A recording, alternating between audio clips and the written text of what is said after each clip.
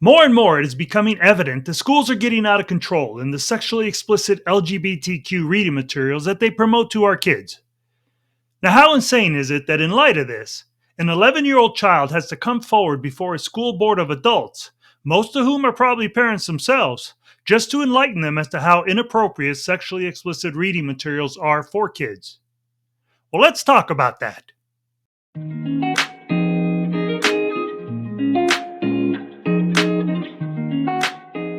Hi, my name is Knox Zajac. I'm 11 years old and I go to Wyndham Middle School. I'm a sixth grader.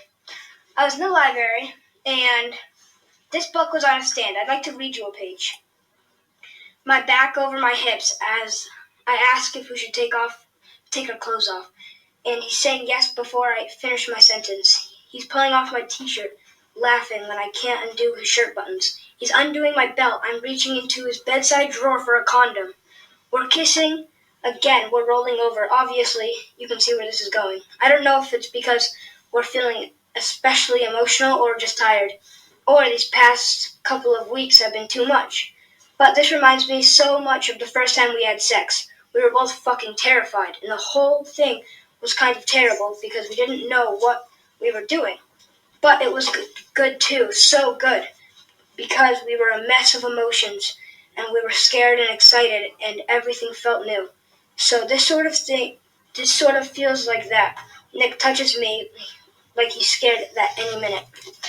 Now, this book was at my middle school, and it was on a stand. When I rented it out to show my dad it, the librarian asked if I wanted more and if I wanted a graphic novel version.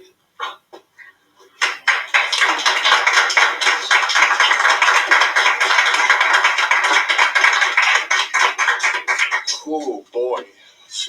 So I'm that kid's father. Okay, good. I was asking for you. Yeah, I'll take another 3 minutes. So that's my son.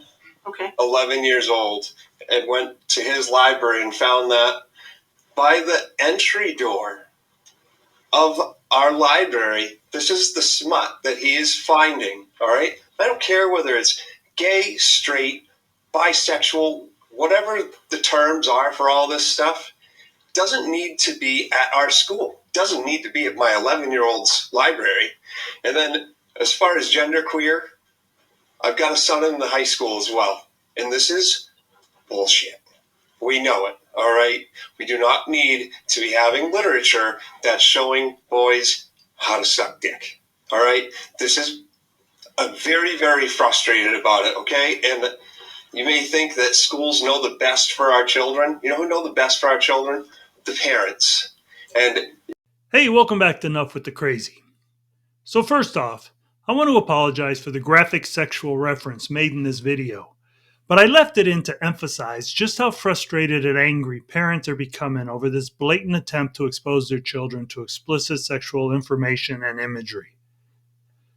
In all honesty, it just never ceases to amaze me that the attempt to expose children to the culture of adult sexuality is not only accepted by our schools, but is consistently being promoted by them.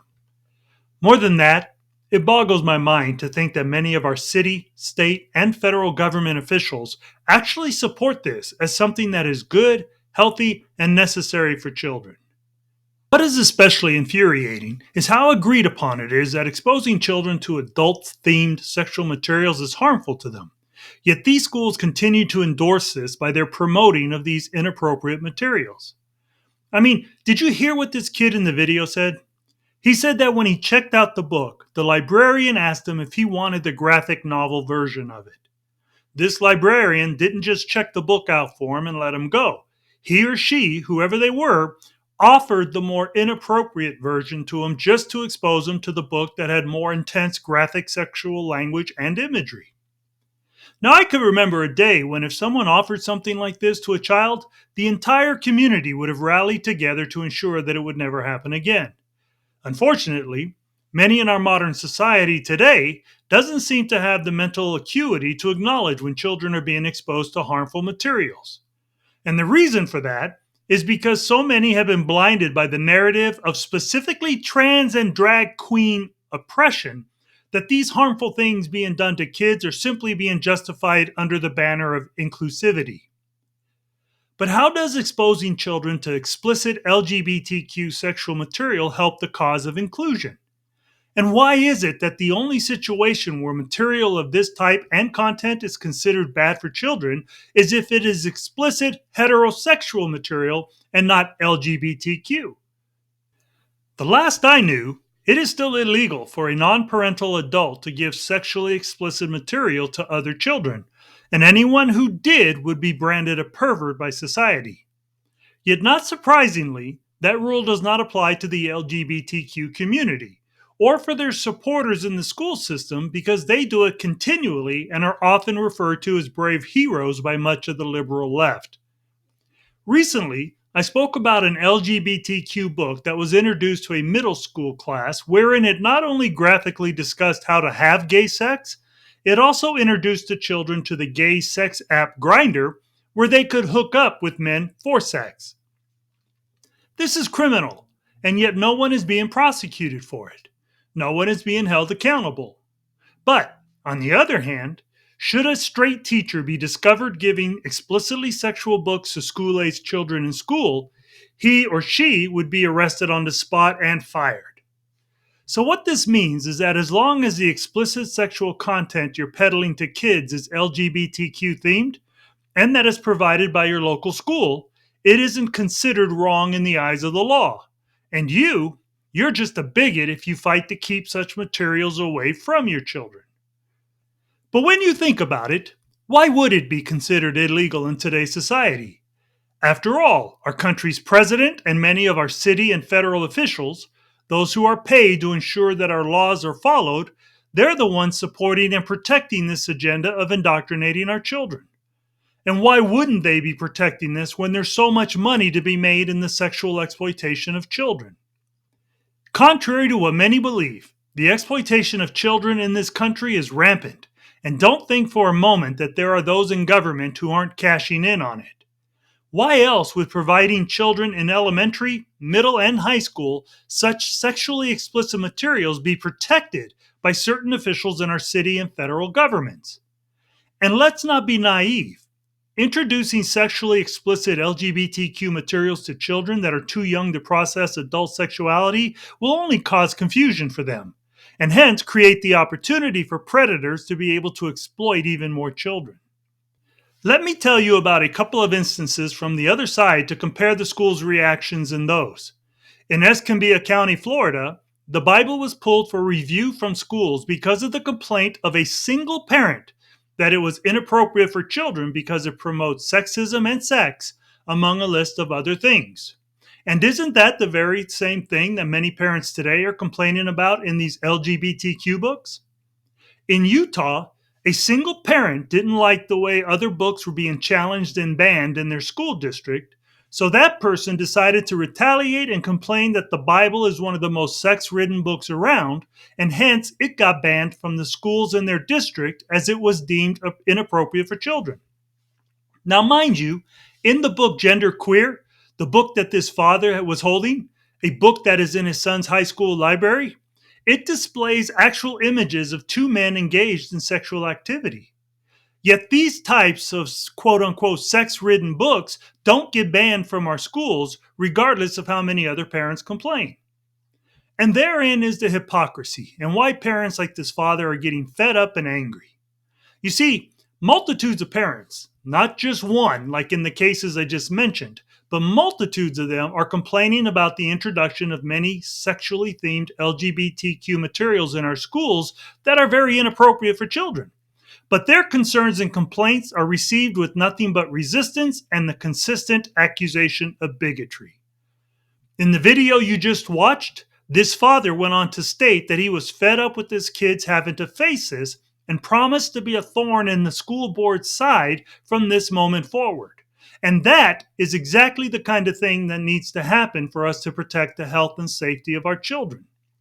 He made the point in what it is that we're all fighting for when he said that it is the parents who knows what's best for their kids, not the school. With all the resources out there for LGBTQ support, we don't need to force it upon the entirety of our student bodies. Anyone who is struggling with their sexual identity now has ample resources available for their support. LGBTQ and social justice ideology simply does not need to be the emphasis of our educational criteria. Nor should schools be the institution permitted to allow the invasion of the social justice warrior ideology. The emphasis of our schools need to return to the specific instruction of true scientific, historical, mathematic, language, and factual information necessary to increase the intellectual knowledge of children, whereby through this process they are equipped to excel in their adult life. But look, here's the bottom line. This issue of introducing children to sexually themed materials isn't going to go away on its own.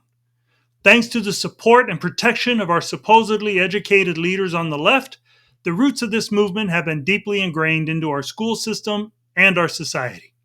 If we want to put a stop to kids being exposed to these types of sexual materials, we must all take the same attitude of this father and get serious about our concerns with these school boards. And the way we do that is to make sure that every one of us gets out there and votes these current social justice warrior school board members out. Even if we don't have kids in the system right now, we need to understand the importance of this and make sure that we vote these current people out, because whether there are kids or not, every child deserves to be protected from being exposed to any and all materials that are harmful to them. We need to vote onto our school boards those who are personally committed to ensure that all of our kids are being taught those things that they are in school to learn. Those things that will equip them to have great success in their adult lives. Now, we don't need bigots or extremists on our school board. We just need people who understand what it is to provide a safe and healthy learning environment for all kids to thrive in. We need school boards and city officials who are committed to educating children and not trying to cram ideology down their throats.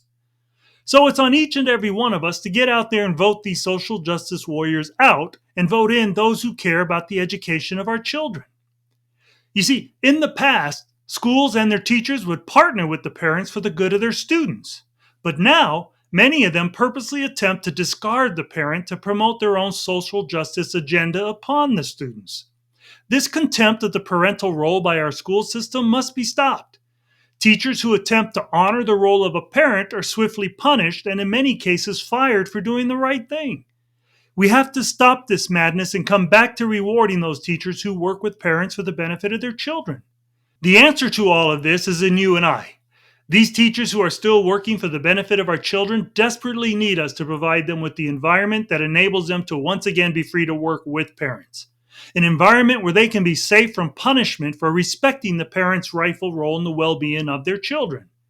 If we show up and create school boards that are solely focused on educating children and not promoting the social justice ideology, this problem will eventually come to an end. So let me know your thoughts in the comments, and if you enjoy this type of content, please take the time to share it with others, as it will definitely help the channel to grow. And please don't forget to hit that like button, to click that subscribe button, and to punch that notification bell to be notified of any and all new videos. Hey, as always, I just want to say thanks for taking the time to listen. Until next time.